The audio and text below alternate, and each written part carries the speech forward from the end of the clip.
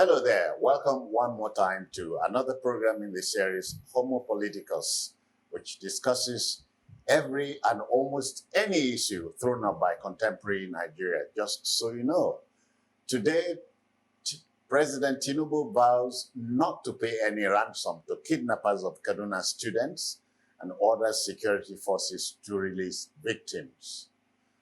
Well, to say that kidnappers in our country are becoming more daring and impudent is a gross understatement. And to conclude that government is ready to pull out all the stops in a bold bid to call the bluff of the gangsters is a fait accompli, or if you like, a sine qua non, that is to say an indispensable and essential action. When devil-may-care kidnappers carried over 270 pupils away from their school at Kuriga in Kaduna on March 12, the country and the watching world were aghast and alarmed. 1 billion naira demand from the kidnappers for the release of the victims is rubbing more salt on the festering injury. Government has reacted tersely. Information Minister Mohammed Idris says President Tinubu has vowed not to pay any ransom to kidnappers for the release of the pupils and students. As it stands, everybody on all sides is in a quandary. Parents are agitated, the citizens are alarmed, and government is resolute and unyielding. So what to do? Let's have a conversation. My discussant this morning is none other than broadcaster, journalist, and political commentator Innocent Adoluba. Innocent, I greet you. My pleasure being here once again. It's a very tense topic. Okay. Innocent, the question of kidnapping in our country is as old as creation itself, if you permit that. So here we are. Oh, well, the United Nations Secretary General Antonio Guterres had said in January 2024 that Africa has become the global epicenter of terrorism. And if Africa is the global, the epicenter, it looks like Nigeria is becoming the nucleus. Because even the alarm, Nigerians are almost getting the culture shock away and getting used. If I should put a date, just around February 29, various numbers were bandied, but around 200 women and girls were also reported kidnapped. There are some who say the figure is conservative. Okay. So, I mean, on the concern that, or on the excuse that they went to fetch firewood. Yeah. And we are yet to see them. Innocent, anything is possible in a crazy time like this. Someone told me that Nigeria is presently becoming the land of political miracles and mysteries. So maybe. But don't you also share the sentiment that my country, your country, is one of conspiracy theories? There are theories around this kidnap enigma. One of what I... No, but have you heard anything like that? Yes, I have. And some people say, if you look, yes, over 15 years or more, gradually, incrementally, they're building.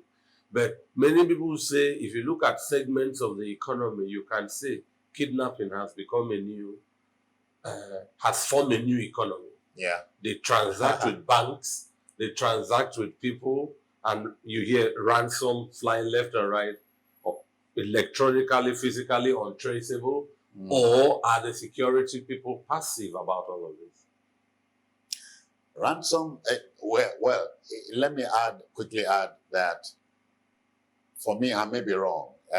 Kidnapping appears to be the new armed robbery going on, because sometimes you shoot no bullets, you fire no bullets, ferry people away, and then get money in return. Cheaper. Much more cheaper way of making money.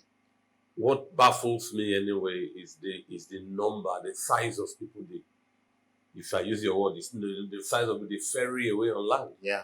Yeah. And I tell people that kind of number is a caravan. Can it be invisible? 200 and And you couldn't ferry such a number of people in minutes. It will take long minutes, longer than. 280. Oh yeah. Were they on the rail? And children, for that matter. Were they all gagged? Because it would be a rowdy place. Oh yeah. There were instances that some people even had to escape. So, Mm. how did the others make it? Did they cross a Red Sea? Did they vanish? Was the terrain just plain? You know, political miracles and mysteries. Yeah, yeah.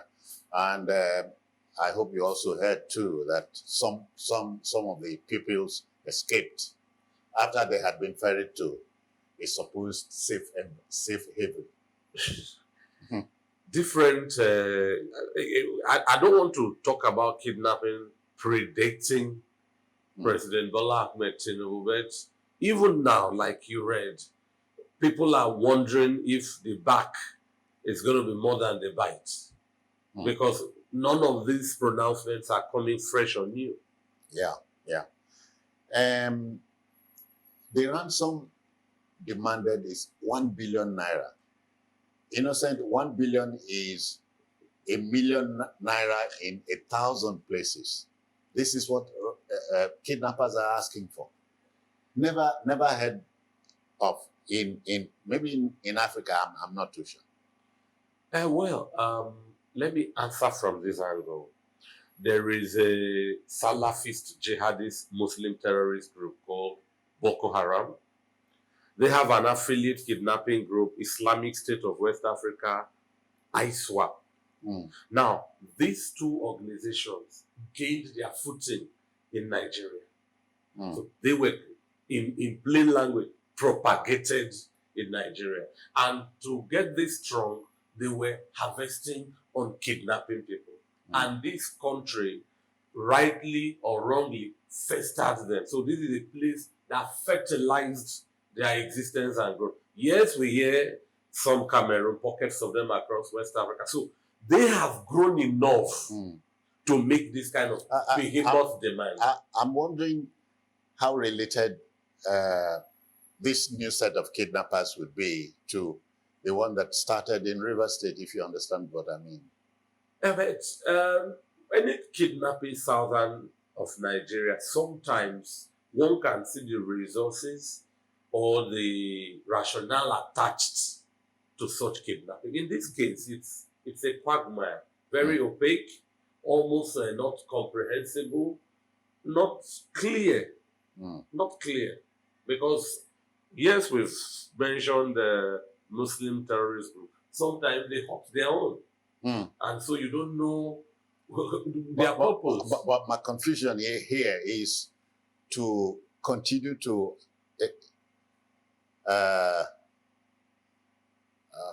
invoke a religious toga on them. We're in the holy month. And so do you expect kidnappers to still be at work? And some of them may have the Ramadan immunity. Okay, whatever that means. Because if a Salafist jihadist group, a Salafist jihadist Muslim group, Boko Haram, these ones give themselves the name directly, Islamic State of West Africa, ISWAP. Yeah. So the religion they profess is clear. The religion they profess is clear. And sometimes they even own up to say they carried this out. So within the times we are in, then it will mean they have Ramadan immunity.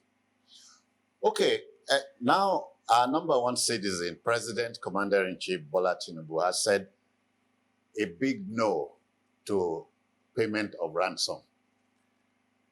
And he said so on the occasion of the meeting of the Federal Executive Council. That must be gospel. You know, I said earlier that there is a concern if this is not more back than bite. I would say again, across the last 15 years, let's take it from President Goodluck Jonathan through the crescendo was during the penultimate government, President Muhammad Buhari. You hear, we will take action. We will take action. And I want people to read the line. President Tinubu's minister, Mohammed Idris, says Tinubu has directed that no ransom will be paid by the government. Yeah.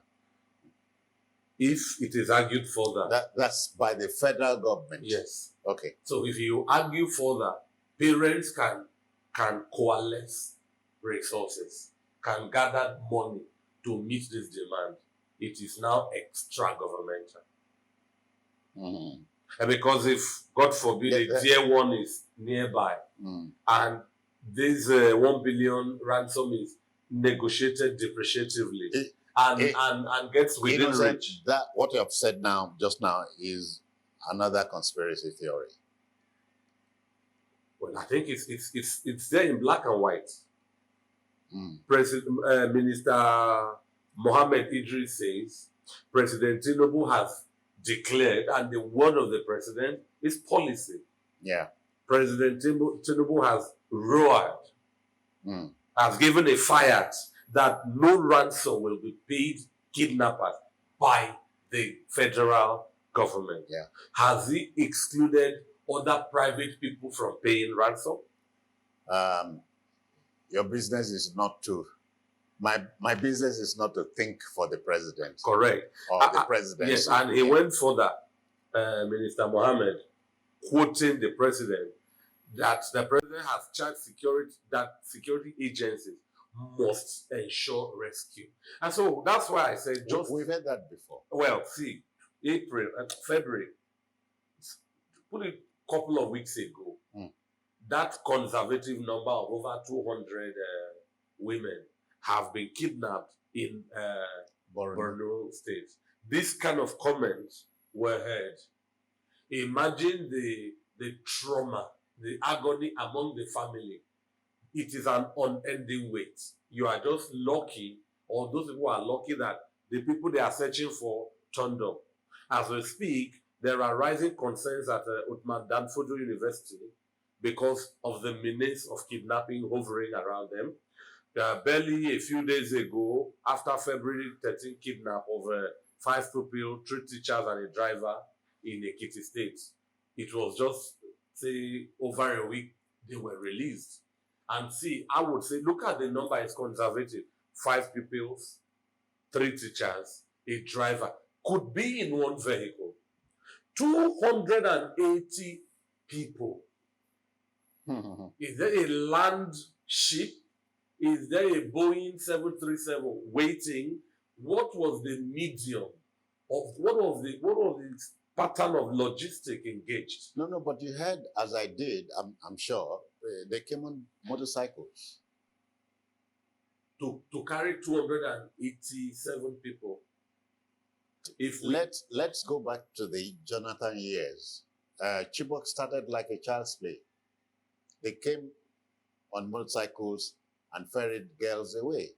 All that number. Oh yes. All that number. I would say there is. And they did it freely. Nobody accosted them. Yes, you know, it's a state. A state is a particular geographical size of land that contains population and administered by a government. So if this kind of number operates and runs freely, it becomes a stateless situation. And the people living therein are abandoned by their government. All right. Do you trust the military to go to work right away? Well, if... the security forces. I would just quote James Hadley Chase. One of his books says, believe this, you'll believe anything. Because as we speak, a decade has passed. The Chibok kidnap is yet to come to a close. Only recently, or by Christmas, there were killings in Plateau. About 2-3 weeks later, there were killings in the same Plateau. Each time, government will make speeches, And there is a global cliche, talk is cheap. So the military are used to being charged to react. They are never proactive. So Okay. that's a metaphor for a slumbering military we have. Let's be fair to the military in my country, your country. Reports have come. The military is trying its best, but we are saying it could do more than it is attempting to do now. I have a solution for the government. Okay. Yes. One, what happens to drone technology of surveillance? Two, in the case of the kidnapping has taken various patterns. Sometimes loss of lives and all of this come through engagement of herdsmen versus local people. So, two, the government of this country runs a constitution that bars illegal possession of arms without license. It's now common sight to see cattle headers walking about, each with their AK-47. I ask, who sold to them? How much did they have? Is this their pocket money? So the government should question each header and seize weapons that are unlicensed. In that way, the availability of arms in town will reduce. And a lot of our farmers, these people, are quarantined in IDP camps, separated from their farms. All of this, the resultant consequences are this food shortage. People feel insecure. Lots of confidence on the government. Yeah. You heard the case of them invading a community in Kaduna, also Goligora. This is a residential area where people are to sleep and live and comport themselves. Let me draw a parallel here with what happened in America. You remember 9/11? Oh, yes. 2001. Yes. America went to work immediately. Yes. You know, the Patriot Act came, and America set about hunting for Osama bin Laden. It took America all of 10 years to do so. Boko Haram happened, on Nigeria, so to speak, about 14 years ago, if you go back to 2009. And we're sleeping unnecessarily.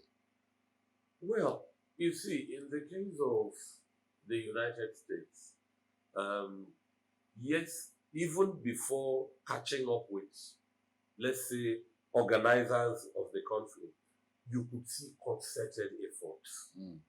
And evidence of effort is a big consolation.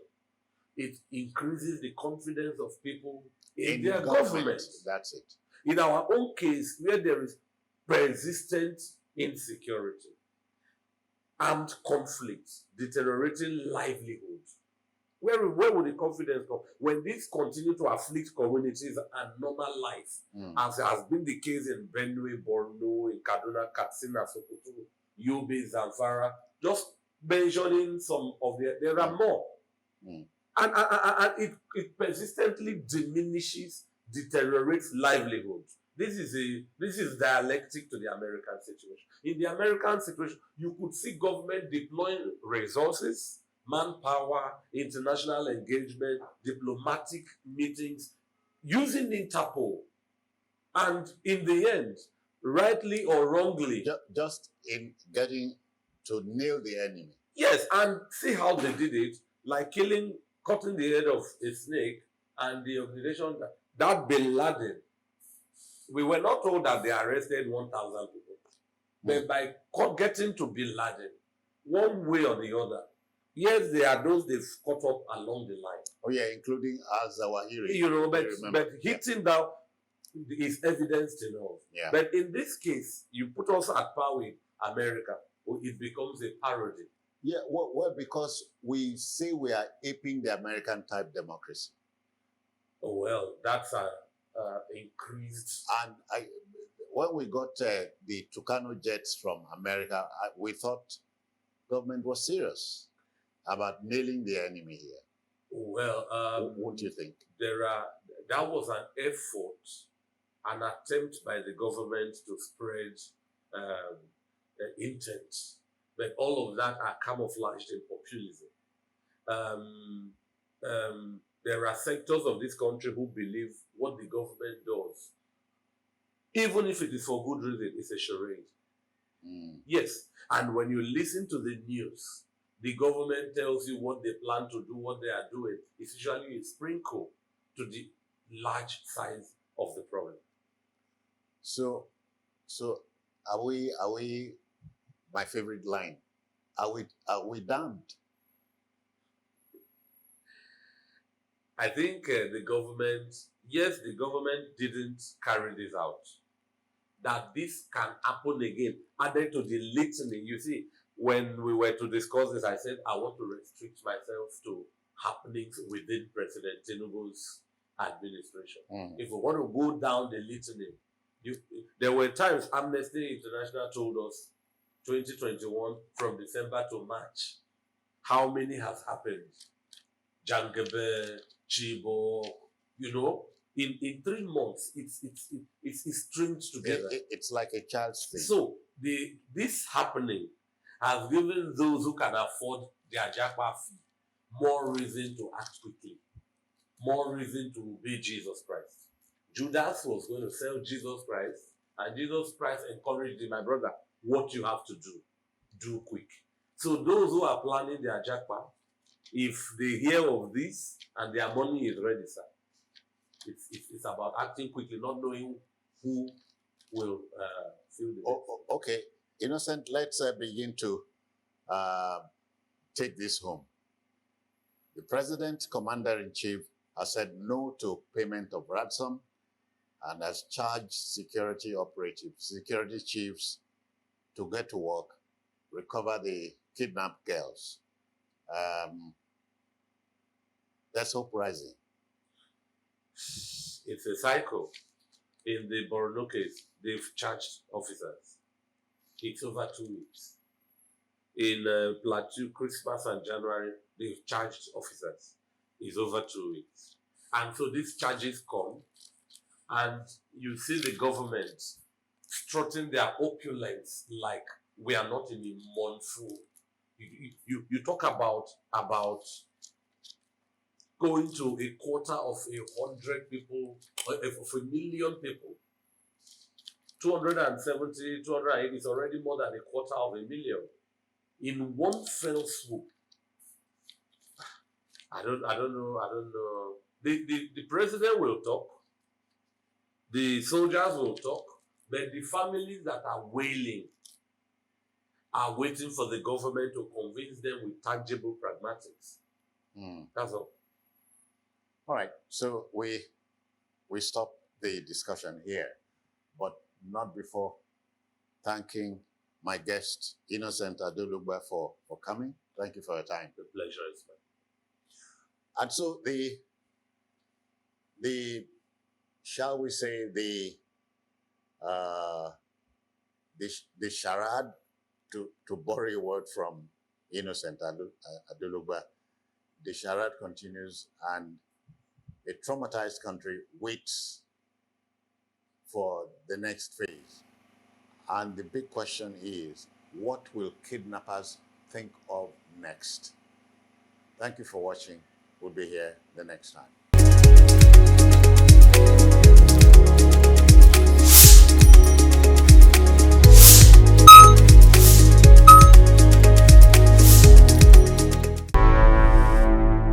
Enterprise TV, a tradition of truth.